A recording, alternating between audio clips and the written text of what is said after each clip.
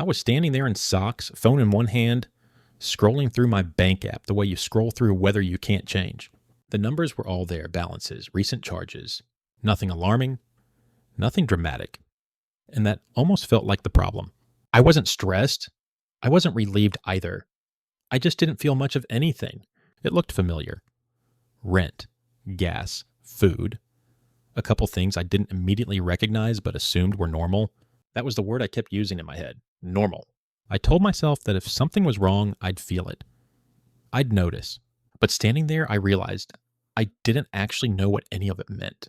I recognized the shapes of the numbers, not their weight. And somehow that felt comfortable. Too comfortable. I used to round everything down in my head.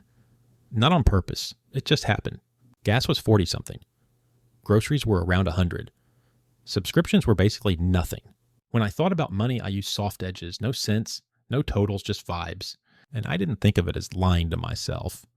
It felt more like simplifying, making life easier.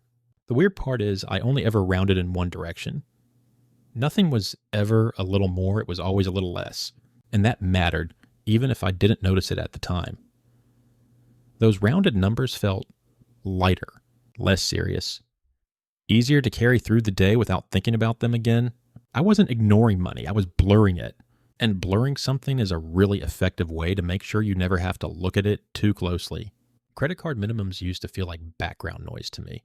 Just another line item that showed up every month like the internet bill or the power company. $25, 38, sometimes a little more. The notification would pop up, I'd pay it, and that was it. Done. Handled. What I didn't really sit with was the bigger number sitting behind it. The balance felt theoretical, like something that only counted if I stopped paying altogether. As long as the minimum went through, I told myself I was being responsible. That word did a lot of work for me. Responsible. It let me avoid the part where the balance stayed almost exactly the same month after month. I didn't want to look at that. I didn't want to know how slow it was moving. So I focused on the smallest number on the screen and let it stand in for all of it. There was this subscription I had for a while. It was $9.99 a month. That's it. Single digit, felt harmless. I didn't even remember signing up for it most days. It just sat there quietly renewing itself. One night, I finally did the math. Not even in a serious way, just out of curiosity. $10 a month is $120 a year. 5 years is $600. $600 for something I hadn't used in forever. That number didn't make me angry. It made me tired. Because the scary part wasn't the cost. It was how easy it was. I didn't feel the money leave. I didn't feel anything at all. It just went. And that's when it hit me that forgetting is sometimes more expensive than choosing wrong. Food was the easiest place for money to disappear without me noticing. Lunch especially. I'd step out for something quick, nothing fancy. $12 here, $15 there. It didn't feel like spending. It felt like survival. A break between meetings. A reward for getting through the morning. I never thought of it as a habit because it didn't look like one. It was scattered, inconsistent. But when I finally looked back, the pattern was obvious. 3 lunches a week turned into most weeks. Most weeks turned into most months. And suddenly it wasn't $12 anymore, it was $200. Sometimes more. What made it uncomfortable wasn't the total. It was realizing those meals were paid for by a version of me who was too tired to cook and too distracted to count. And I never asked that version of myself what it was costing me. For a long time, I told myself the numbers didn't matter because my income was fine. Not amazing, just fine. Money came in regularly, bills got paid, nothing bounced. That felt like proof that everything was under control. Looking back, I think income became my excuse not to measure anything. As long as there was motion, I didn't ask about direction. I didn't notice that the more I made, the less precise I became. Bigger paychecks actually made it easier to be sloppy. Mistakes didn't hurt as fast, so they didn't feel urgent, but they still stacked up, quietly. And that was the part I missed. Earning more didn't fix my confusion, it just gave it more room to grow. Utilities were another category I never really questioned. Electric, water, internet. They felt permanent, like the floor or the walls. The numbers changed a little month to month, but not enough to catch my attention. I just assumed they were what they were. Normal, necessary. It never crossed my mind to add them up over a year, or 2, or 5. They lived in that mental space where things don't get examined because they don't feel optional. And that made them invisible in a different way. When something feels inevitable, you stop asking what it's costing you in the long run. You stop noticing the slow creep, the extra fees, the plans that quietly get more expensive without any announcement. I wasn't being reckless. I was just absent. And absence is expensive when it repeats every month. Gas was another one I never respected as a real number. I'd fill up, swipe, move on. $60 here. Maybe a little less if I was lucky. I did that 4 times a month without thinking about it. One day I finally added it up. $60 times 4 is $240. $240 a month. That's almost $3,000 a year just to keep moving. That number didn't shock me. It settled on me, like a weight I'd been carrying without realizing it. Gas felt neutral, like it didn't say anything about my life. But $3,000 a year absolutely does. And I had never let myself connect those two things before. I think because once you do, you can't unsee it. Social spending was harder to see because it never felt like spending. It felt like being normal. Drinks after work, a birthday dinner, splitting a check without looking too closely because nobody wants to be that guy. Each yes was small, almost polite. I never tracked it because it didn't live in one place. It was scattered across weeks and moods and group texts. But when I finally thought about it as a category, it got uncomfortable. Not because I regretted the time. I didn't. What bothered me was realizing I never added up the cost of belonging. I treated it like it was free, like it didn't count the same way rent or gas did. And that made it easy to say yes automatically, even when my bank account was quietly saying something else. Subscriptions were another place where indecision got expensive. I kept things just in case. A streaming service I might use. An app I could come back to. $10 here, $15 there. None of them felt worth canceling in the moment. Canceling felt like effort, like admitting I'd misjudged something, so I left them. Month after month. What I didn't think about was how just in case doesn't stay hypothetical. It charges you. Every single month, I was paying for future versions of myself that never showed up. And the worst part is, it didn't feel like waste. It felt responsible, prepared. Only later did I realize I'd been funding uncertainty instead of clarity. There was a stretch where I just stopped opening statements, not consciously. I didn't say I'm avoiding this. I just didn't tap on them. I'd see the email, mark it as read, tell myself I'd look later.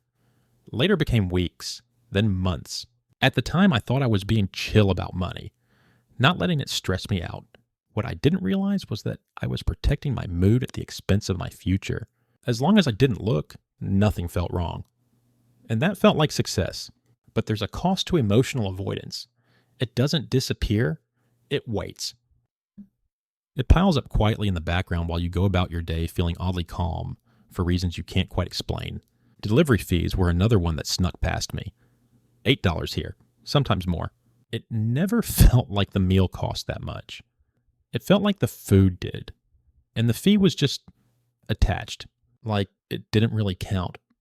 I'd order twice a week without thinking about it. One night I did the math. $8 twice a week, that's $64 a month, over $700 a year just to avoid leaving the house. That number didn't make me defensive. It made me quiet, because every order felt reasonable on its own. I was tired. It was late. I deserved something easy, and all of that was true. What I hadn't looked at was how often tired me was making financial decisions for rested me without checking first. Small upgrades were the kind of spending I barely registered. Faster shipping, the nicer option, the version without ads. It was always just a few dollars more. And once I upgraded, I almost never went back. That was the part I didn't notice at first. Upgrades don't usually downgrade themselves. They quietly become the new baseline. What used to feel like a treat starts to feel like the minimum, and the cost disappears into normal. I wasn't chasing luxury, I was chasing comfort. Less friction, fewer annoyances. But comfort has a way of raising the floor without asking permission. And when you don't know your numbers, you don't see that floor lifting inch by inch. You just notice years later that everything feels more expensive, and you're not sure when that happened. This is the part I didn't want to look at first. Not the numbers themselves, but what avoiding them was doing for me emotionally. Not knowing felt peaceful. It felt like choosing calm. Every time I told myself I'd check later, I bought myself a little relief in the moment. And I didn't question that trade. What I didn't see was how that relief came with interest. The tension didn't disappear. It just spread out. It showed up as a low-level unease I couldn't quite place. Like something was off, but not enough to name. I think part of me knew that once I really looked, I wouldn't be able to unknow. And that felt scarier than staying vague. Paychecks made everything feel okay for a few days. Money would hit the account, and for a moment, the stress would lift. Bills would go out, groceries would happen, life would continue. Then somehow the balance would be low again before I expected it to be. I kept telling myself it was just timing.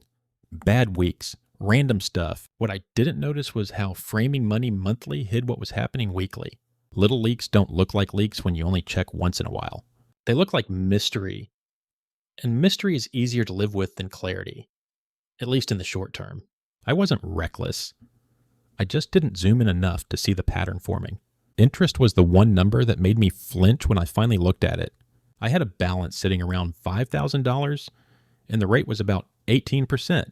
I'd never done the math because I didn't want to. One night, I did it anyway. 18% on $5,000 is roughly $900 a year. $900 for nothing. No food, no gas, no memories. Just time passing. That number felt different from the others. Heavier. Because there was nothing to justify it with. No convenience. No enjoyment. Just the cost of having already spent money. And what got to me wasn't the total. It was realizing how long I'd been paying that price quietly. Month after month. Without really acknowledging it. Comparison made everything fuzzier. I'd scroll, see people traveling, upgrading, living bigger lives. Or at least bigger looking ones. And somehow that made my own spending feel smaller by comparison. Justified. If they could do all that, my little purchases didn't seem worth questioning. What I didn't think about was how comparison never comes with context. I didn't know their numbers. I barely knew mine. And that made it easy to fill in the gaps with assumptions. I think numbers could have grounded me there. Could have given me something solid when everything else felt slippery. But instead, I let stories replace math. And stories are expensive when they're not true. After a while, the years started to blur together financially. I couldn't tell you what was different about one year versus the next, except that everything felt tighter. Rent went up, bills crept higher. My habits didn't change much, but the pressure did. When I thought back, it was hard to point to a single mistake. That's what made it confusing. Nothing dramatic happened, just a slow drift. And drift feels like movement when you're inside it. It's only when you stop and check where you are that you realize how far you've gone without meaning to. I think that's what not knowing your numbers does. It lets time do whatever it wants with your money while you're busy living. I remember the night I finally added everything up.